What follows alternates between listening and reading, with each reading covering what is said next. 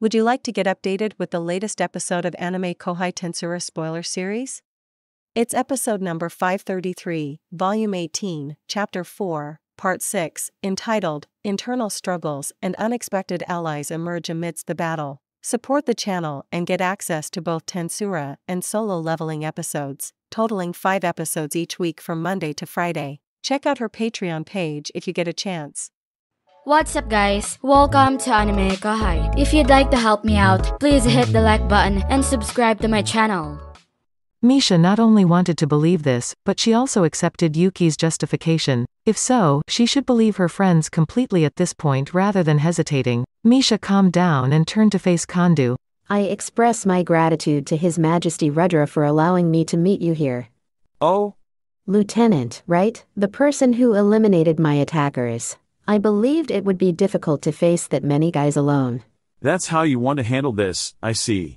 Oh, am I possibly being suspected? I have returned from that place of torment to convey the information I have gathered. Misha kept up her confident performance. She approached Kondou and leant against his torso in a flirtatious manner. She would do everything in her power to entice the guy using her charm as a lover. Misha was an expert at this. She used the curse scent and the charm to sway the target's thinking. Misha was intended to captivate the target by appealing to their impulses while suppressing their ability to reason. The subject became more reliant on Misha as their level of mental and physical interaction increased. Once this had occurred, they would feel as though their companion had been in control of them, exactly as she had intended. She and Calgurio were bargaining, and after repeatedly drawing him close to her, she was almost successful in seducing him. Not only Calgurio, but many other males had fallen victim to Misha's deception. This was the best trump card Misha could use because she had never failed in her profession. They would lose to her in the face of carnal yearning even if they were stronger than her. Misha was sure of this, so she put her soft hands on the back of Kondou. She displayed her beauty while pressing her large breasts against Kondou. She then watched for his response. In an instant, she sensed Kondou's focus shifting away from her. Misha snickered.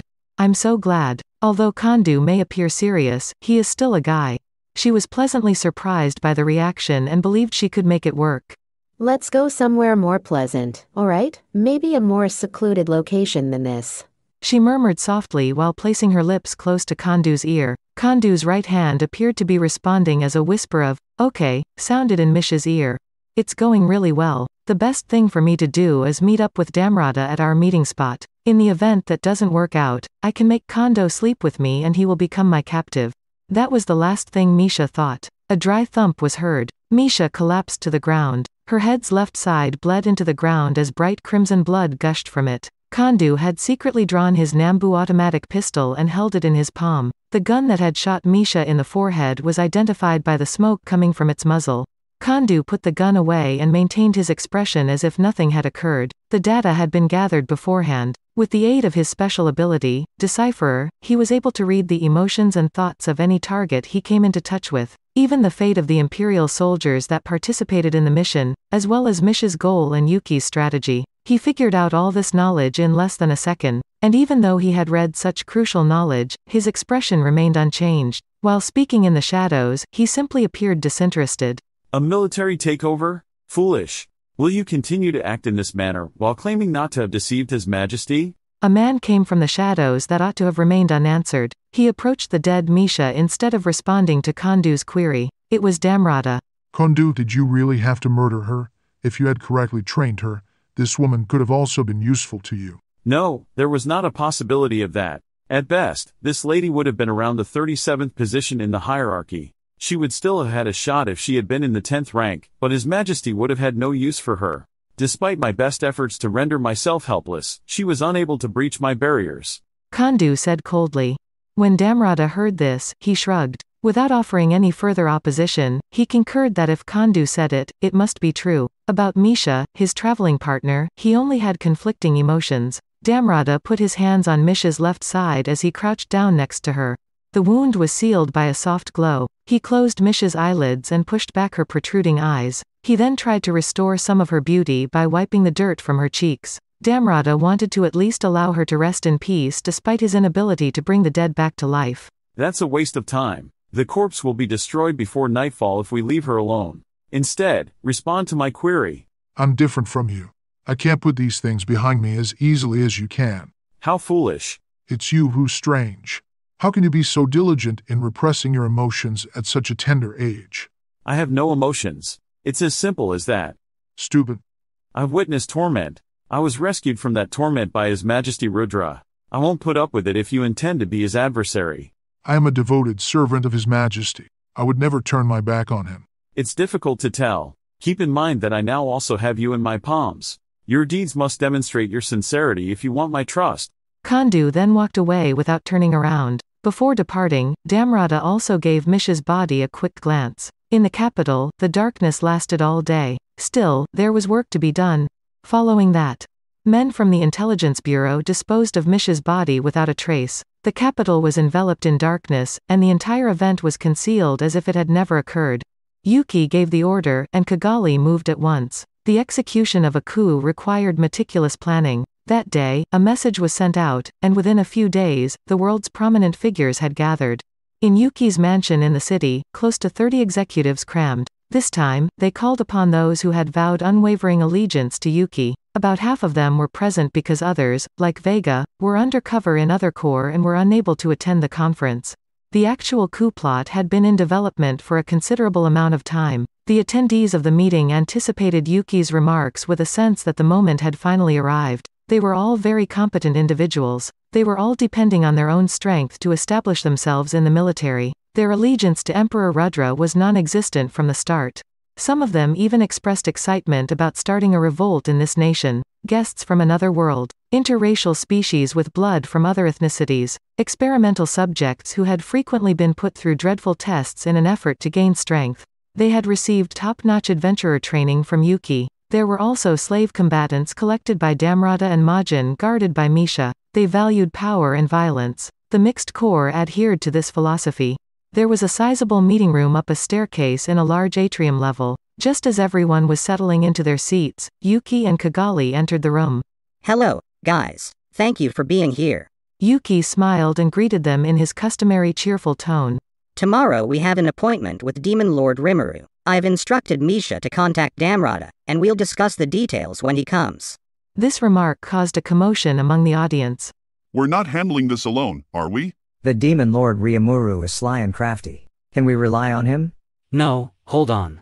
Having said that, aren't we still at war? Demon Lord Rimuru is on one side of the war, so it's impossible for him to come here. The voices could be heard throughout the hall in different locations. Yuki's grin got bigger. The Imperial Army was wiped out. All 940,000 Imperial soldiers who invaded the city are said to have been slain by Rimuru-san. Nonsense. That was too fast. Given the distance traveled, they must have only recently established contact with the enemy. The crowd erupted in laughter at the unbelievable tale. Yuki chuckled while signaling for silence. Combat strength is required to overthrow an empire. I made the decision to work with Rimuru-san for this reason. Even though they didn't agree with Yuki's statement, some of them start to comprehend it after hearing this. They cleverly started to concentrate on the reliability of the information. Did Misha-sama bring this news back with her? There were Cerberus members in the crowd who were aware of Misha's military service. They posed the query for that reason. That's correct. If we hadn't already been allies, I believe Misha would have also been slain. That was done by Misha-sama? Astounding.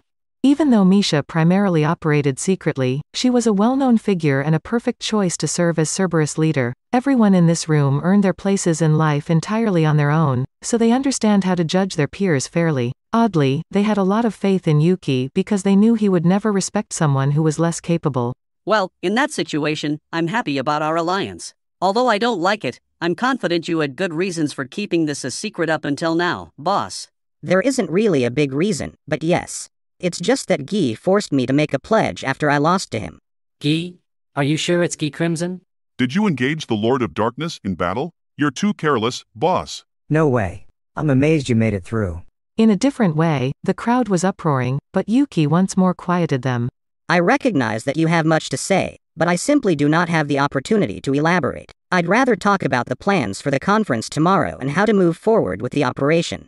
The New Legion and the Intelligence Bureau were the only official forces still present in the capital. The Intelligence Bureau's top officials may pose a threat, but the lowest-ranking agents do not necessarily need to be included in the force's strength. Despite having up to 100,000 members, the new legion was too frail to pose a threat.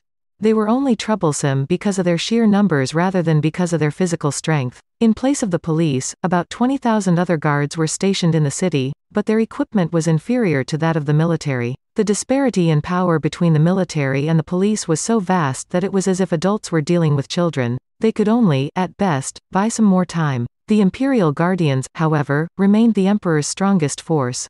The Imperial Guard is also a part of the Intelligence Bureau. So, technically speaking, we should only be cautious of the Imperial Guard. Yeah. I've met some of the best guys in ranking duels, and let me tell you, they're not to be trifled with. Oh, stop being so proud of yourself. For all we know, there could be rebels among the Guardians just like us. I suppose so. I only believe in power, and I don't care about the Emperor, who only likes to show off. Then people started laughing. 3 of them belonged to their own group within the Imperial Guard. They were made aware of their substantial advantage by reiterating this truth. This fashion was started by a diminutive guy who possessed a haughty disposition. He was called Arios. Despite being an otherworlder, he was lost and not summoned. Are the reinforcements for Demon Lord Rimuru going to be ready by tomorrow? Yuki was questioned by a female with dark hair. Mai Furuki was also from another world. She was a high school girl from Japan who had been called to this world. The guru, Yuki, had rescued Mai and had assisted her in a number of ways. She respected and trusted Yuki as a result of this. Good query. If they come with an army, no matter how quickly they go, it will take them a long time. Not unless they're flying over, right? I don't believe they'll be flying into the capital, though. A tall, strong guy spoke as if to answer Mai's query. He used to be a slave combatant by the name of Tornio. He would still be working as a slave in the quarries today had Damrata not discovered him. Tornio had been sent to the army, where he was educated, and soon found out how much he enjoyed learning. It is for this reason that he appeared to be knowledgeable and held the post of General Staff Officer in the Mixed Corps. Maybe, but using magic to fly uses up spiritual force. Perhaps a demon lord won't have an issue with that, but I doubt all of his monsters will be able to fly. Arya, a small magic user who also sported bulky combat gear, responded to Tornio's query. She wasn't nearly as young as she appeared to be. In reality, she was Gadra's apprentice and had undergone body enhancement surgery, making her a distinctive member of this crew. That's not what I mean. Tornio retorted. The Empire has a surveillance network spanning the skies above the city, whether their main force is present or not. No matter how far away they arrive, if a sizable army flies in, they will be seen. Arya's cheeks turned slightly red. It was a remarkably accurate observation, and it was a little embarrassing to be exposed in this way. That's it for this video, guys. Thank you for always watching my videos and supporting my channel. Shout out to the new members of AnimeKouhai supporters: Karen, Mark Charlie Els, Hansel Ortega, Karam Faraj, Yellow Wally, Efrain Hernandez, Luca Gaming WTF, William Locke, Vicente Baharias, Kamal Abanks. Thank you so much for helping out. I'll see you guys in the next video.